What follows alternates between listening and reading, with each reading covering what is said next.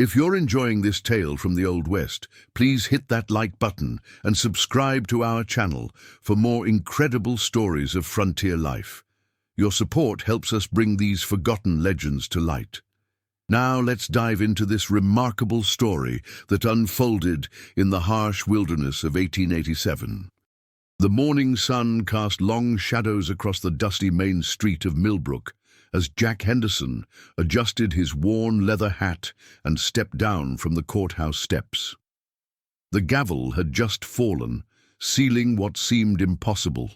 For $1, he now owned the abandoned Mackenzie Ranch, complete with its weathered farmhouse, crumbling barn, and 300 acres of untamed prairie land. Jack had been working as a lumberjack in the nearby forests for 7 years, his calloused hands testament to countless hours wielding an axe against towering pines. The ranch had sat empty for 2 years since old Thomas Mackenzie died under mysterious circumstances. Folks whispered about strange lights and unexplained sounds, keeping potential buyers away until the county decided to auction it off for back taxes. The ride to his new property took nearly 3 hours through winding dirt roads that hadn't seen maintenance in months.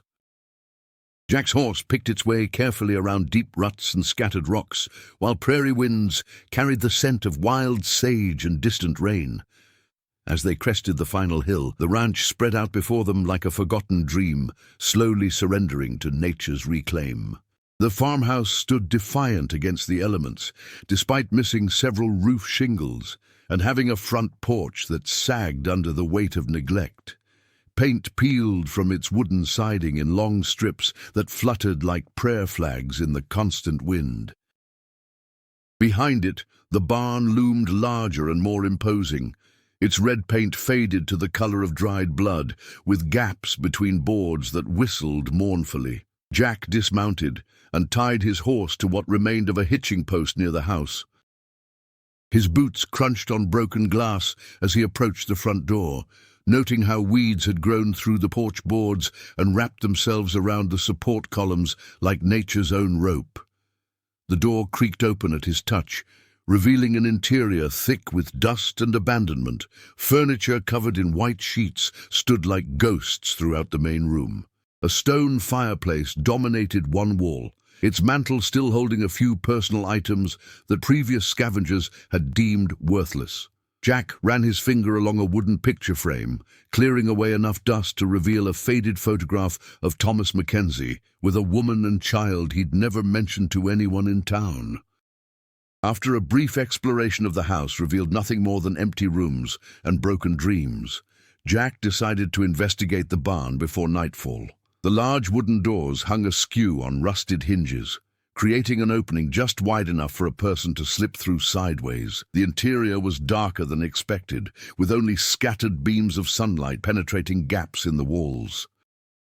The barn smelled of old hay and something else he couldn't quite identify. As his eyes adjusted to the dim light, Jack noticed that despite the building's apparent abandonment, the hay in several stalls looked relatively fresh. Horse blankets hung on pegs that should have been covered in dust, yet appeared recently used. A sense of unease crept up his spine like cold fingers walking up his back. A soft sound from the far end of the barn made him freeze completely.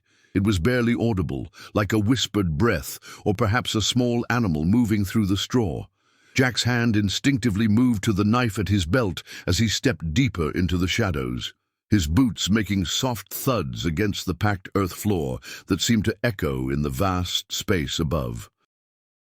Another sound, clearer this time, distinctly human, a woman's voice speaking in hushed, soothing tones. Jack's heart began racing as he realized he wasn't alone in this supposedly abandoned place. Someone had been living here, hiding in the shadows of his $1 purchase. He moved toward the sound with careful, deliberate steps, unsure of what he might find in the darkness ahead. In the last stall, partially hidden behind stacked hay bales, Jack discovered what had been making the sounds. A young woman, perhaps 25 years old, sat huddled in a corner with a small bundle in her arms. Her dress was simple but clean, her dark hair pulled back in a practical bun. When she looked up at Jack, her eyes held a mixture of fear and desperate determination that spoke of someone with nothing left to lose. The bundle in her arms stirred, and Jack realized it was an infant, no more than a few months old. The baby's tiny fist emerged from the worn blanket, grasping at the air as if reaching for something just beyond its grasp. The woman pulled the child closer, her protective instincts overriding her obvious terror at being discovered by this stranger who now owned her hiding place. "Please," she whispered, her voice barely audible above the wind whistling through the barn walls. "Don't hurt us. We have nowhere else to go." Her accent carried traces of education, suggesting she hadn't always lived in hiding. There was dignity in her bearing, despite her desperate circumstances, as if she'd fallen from a much better life into this current situation through forces beyond her control. Jack slowly raised his hands to show he meant no harm, his mind racing to process this unexpected discovery. He'd bought what he thought was empty land, and instead found himself responsible for 2 vulnerable lives. The woman continued watching him with the intensity of a cornered animal, ready to fight or flee depending on his next move, her entire world balanced on the edge of his response. "Ma'am, I'm not here to harm you," Jack said softly, keeping his voice low and calm. "My name is Jack Henderson. I just bought this property, but I had no idea anyone was living here." He took a small step back to give her more space, noting how she relaxed slightly at his words, but remained ready to bolt if necessary, clutching her baby like a precious shield against an uncertain world. The woman studied his face in the dim light, searching for signs of deception or cruelty. After a long moment, she seemed to reach some internal decision. "My name is Sarah Mills," she said, her voice gaining strength. "This is my son, Benjamin. We've been hiding here for 3 weeks. Her words carried the weight of untold stories, of desperate choices made in impossible circumstances. "Hiding from what?" Jack asked, though he suspected the answer might be more complicated than he was prepared to handle. Sarah's eyes darted toward the barn entrance as if expecting pursuit, then back to his face. The baby stirred again, making soft, cooing sounds that seemed impossibly innocent in the tension-filled space where his mother fought to keep them both safe from unknown dangers. "My husband," Sarah replied, her voice taking on a harder edge. "Former husband, I should say. He's not Benjamin's father, and when he discovered that, he became violent, very violent." She shifted the baby to her other arm, and Jack noticed what looked like faded bruises on her wrist, yellow-green marks that spoke of hands gripping too tightly, of violence that had driven them into hiding. The pieces began falling into place in Jack's mind. A woman fleeing domestic violence, finding shelter in what everyone believed was an abandoned building. She'd probably been living on whatever food she could forage, or perhaps had saved money for supplies. The fresh hay he'd noticed was likely her doing, creating a more comfortable space for herself and her child in their desperate circumstances. "Is he looking for you?" Jack asked, already knowing the answer from the way she kept glancing toward the entrance. Sarah nodded grimly, adjusting Benjamin's blanket against the growing chill of evening. "He has friends who help him. Bad men who don't ask questions about what they're told to do. I heard them talking about checking abandoned places, which is why I've been moving around, never staying in one spot too long." The weight of responsibility settled on Jack's shoulders like a heavy cloak. He'd come here looking for a new start, a place to build a quiet life away from the dangers of lumberjacking. Instead, he'd inherited someone else's problems, and they came with a human cost he couldn't simply walk away from. The baby's soft breathing seemed unnaturally loud in the gathering darkness of the barn. "You can't stay here," Jack said, and Sarah's face immediately clouded with despair. "I mean," he continued quickly, "not in the barn. If you're willing to trust me, there's a house that needs someone to help get it back in shape. Room and board in exchange for work. Your husband wouldn't think to look for you working as a housekeeper on a functioning ranch, would he?" Hope flickered in Sarah's eyes like a candle flame in wind. You would do that? Take in strangers with nothing to offer but trouble? The question carried years of disappointment, of doors slammed in her face, and help promised but never delivered. Jack could see she'd learned not to trust easily, but desperation was making her consider possibilities she might otherwise reject. Everyone deserves a chance to start over, Jack replied, surprising himself with the conviction in his voice. Besides, I don't know the first thing about running a ranch or keeping house. Seems like we might be able to help each other. He gestured toward the barn entrance. Let's get you and Benjamin somewhere warmer before we discuss the details. Evening's coming on fast, and that wind's got teeth. Sarah struggled to her feet, clutching Benjamin tightly. Jack noticed she moved carefully, suggesting other injuries beyond the bruises on her wrist. He offered his arm for support, and after a moment's hesitation, she accepted. Together, they made their way out of the barn and across the yard toward the farmhouse, their footsteps echoing in the vast emptiness of the prairie landscape. Inside the house, Jack quickly got a fire started in the main room's fireplace, while Sarah settled into a chair with Benjamin. The flames cast dancing shadows on the walls, bringing warmth and life to rooms that had stood cold and empty for too long. Sarah's face looked different in the firelight, less haunted and more hopeful, as if the simple act of being indoors and warm was enough to begin healing wounds, both physical and emotional. "Tell me about Benjamin's father," Jack said as he adjusted the logs to ensure a steady burn. Sarah's expression grew complicated, mixing love and sorrow in equal measure. "His name was David Miller. He was a teacher in the town where I lived before I married my husband. David was kind and gentle, everything my husband wasn't. We fell in love, but David was killed in an accident before I knew I was pregnant." The story unfolded slowly as Sarah gained confidence in Jack's willingness to listen without judgment. She'd married her husband, Charles Mills, believing she needed protection and security. When Benjamin was born, and clearly didn't resemble Charles, the violence had started immediately. She'd endured it for months, hoping things would improve until Charles threatened to harm the baby during one of his drunken rages. "That's when I knew I had to leave," Sarah concluded, her voice steady despite the painful memories. "I took what little money I'd hidden away and Benjamin's things, and we left in the middle of the night. I've been running ever since, afraid to stay anywhere too long, afraid Charles would find us." Her hand unconsciously moved to her son's head, smoothing his fine hair with infinite tenderness. Jack poked at the fire, considering his next words carefully. "How do you know he's still looking? It's been 3 weeks. Maybe he's given up." But even as he said it, he could tell from Sarah's expression that she didn't believe it any more than he did. Men like Charles Mills didn't give up easily, especially when their pride had been wounded by a woman who dared to leave.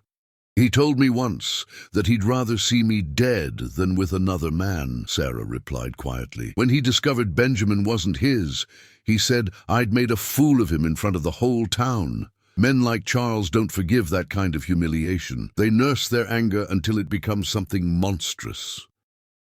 The baby stirred in her arms, making small sounds that brought a smile to her face despite the darkness of her words. The next morning dawned clear and cold, with frost covering the windows in delicate patterns that sparkled like diamonds in the early sunlight.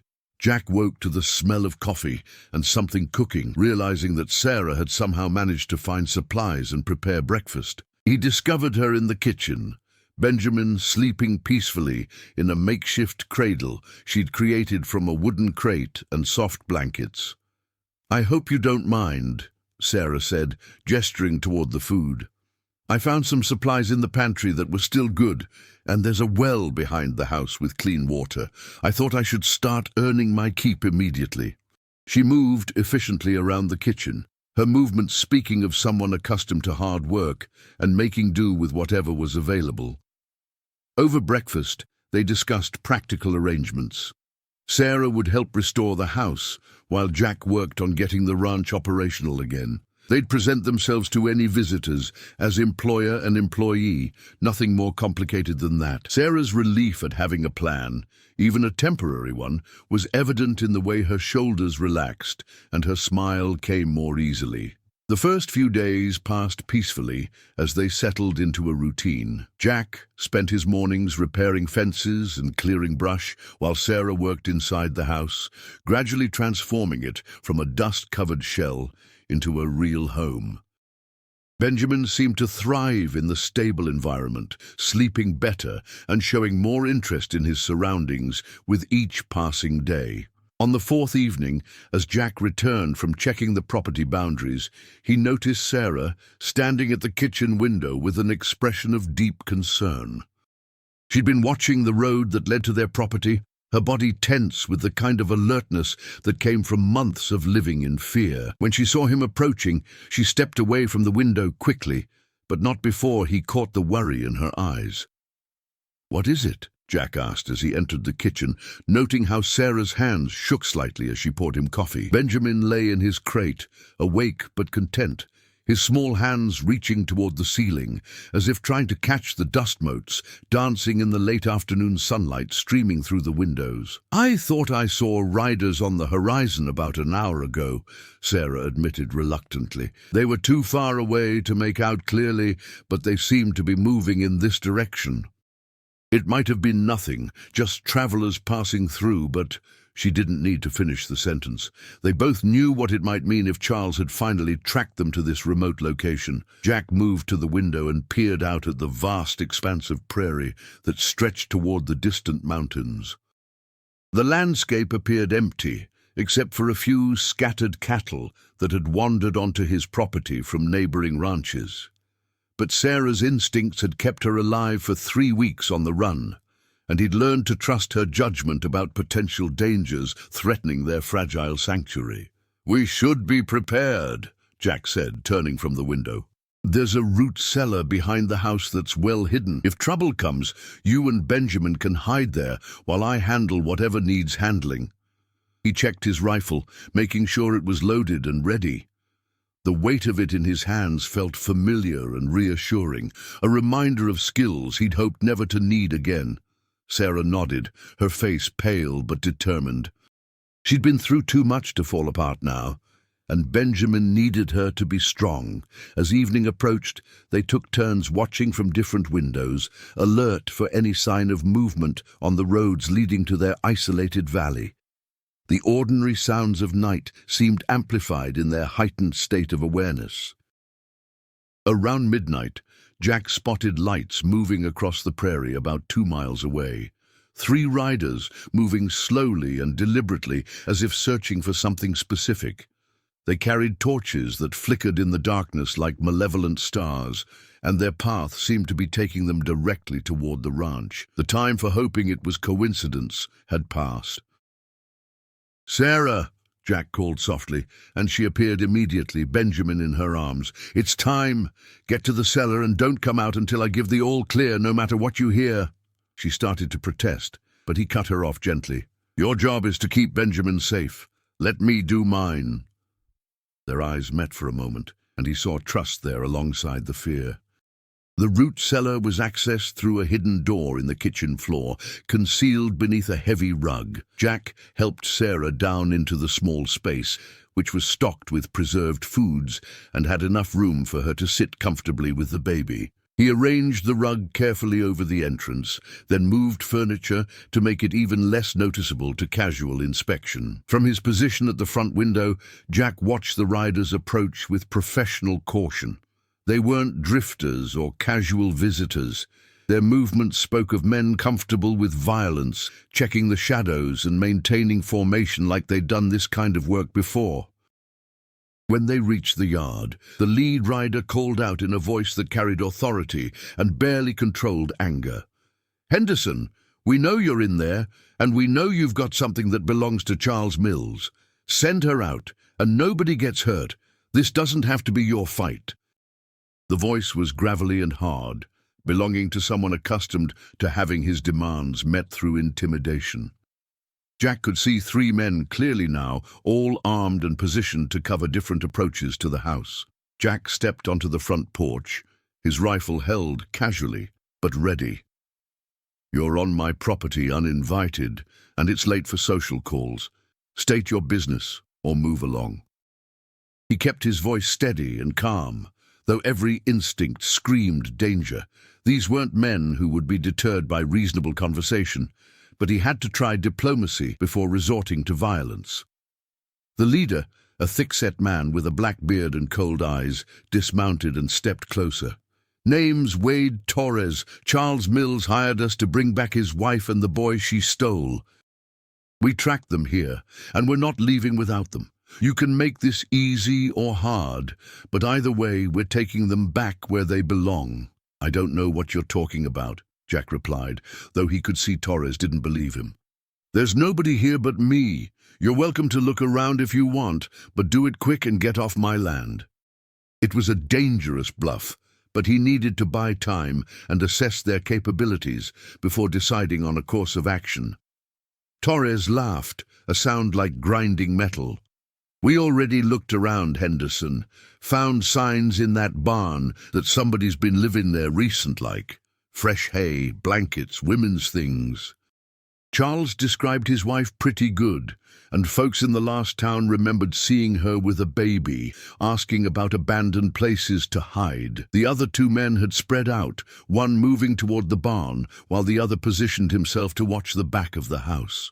They were experienced at this kind of work, probably bounty hunters or worse." Jack realized that talking wasn't going to resolve this situation peacefully. These men had come prepared for violence and wouldn't leave without it.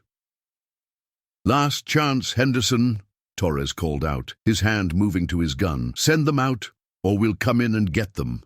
Either way, Charles gets his property back, and you get to decide whether you want to be buried on your own land or just shot and left for the buzzards." The threat was delivered with casual certainty, as if violence was simply another tool in his toolbox. Jack's response was to level his rifle at Torres's chest. "The only thing you're getting is a chance to leave while you still can. Take it or don't, but make up your mind quick. I've got work to do in the morning and I need my sleep." The words came out steadier than he felt, but he'd learned long ago that showing fear to men like this was the same as inviting attack. Torres drew his gun with surprising speed, but Jack was already moving, diving off the porch as the first shot shattered the air where he'd been standing.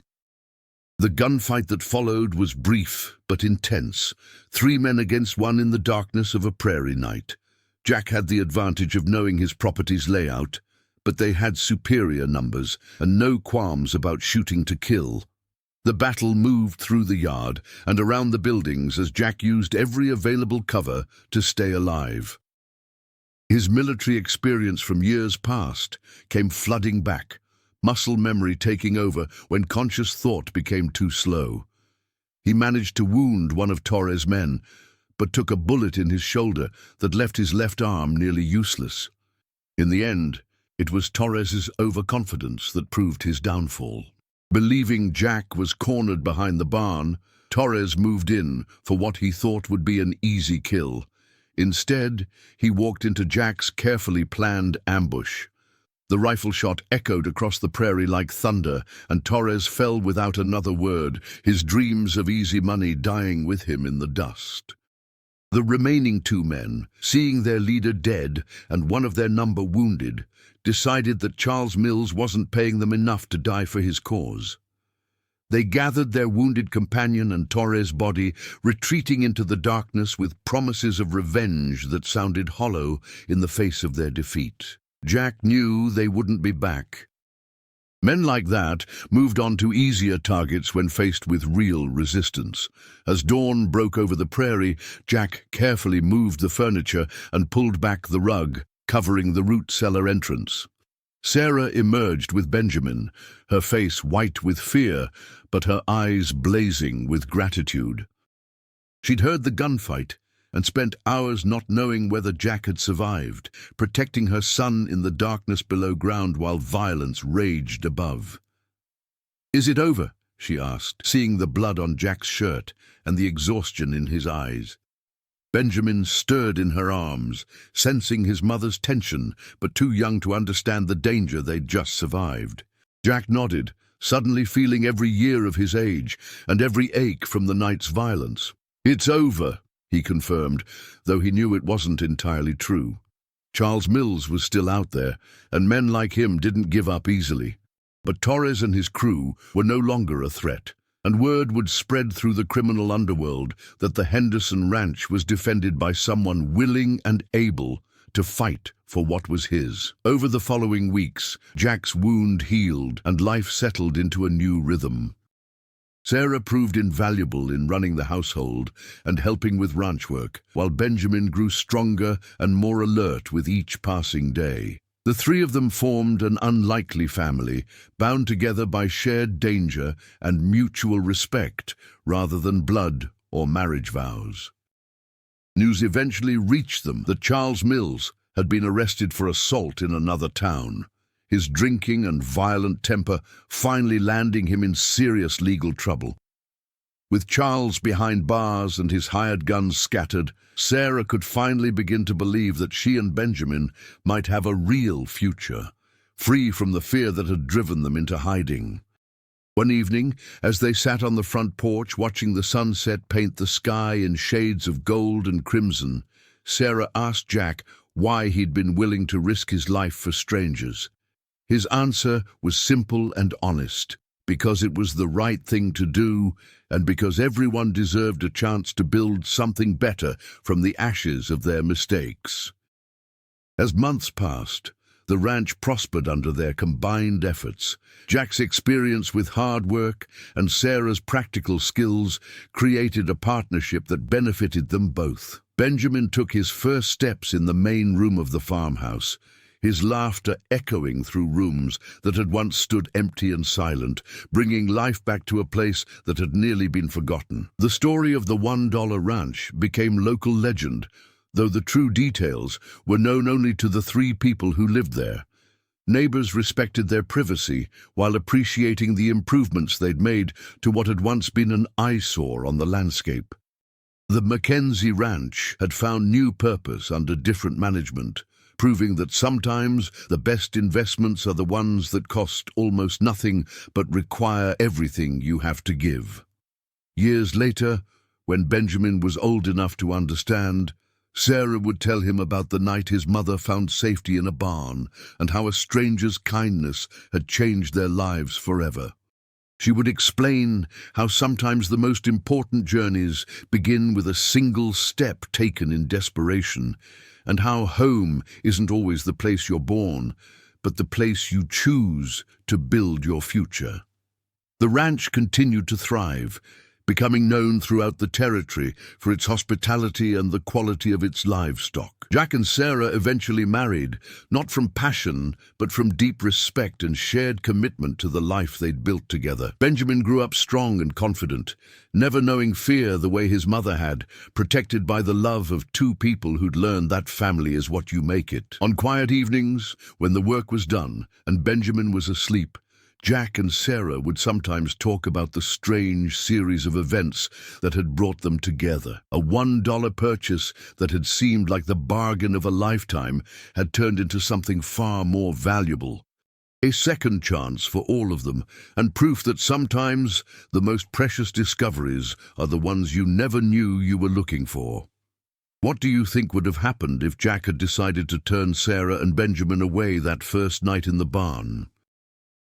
Share your thoughts in the comments below, and let us know what you believe makes someone choose to help a stranger in desperate need, even when it puts their own life at risk.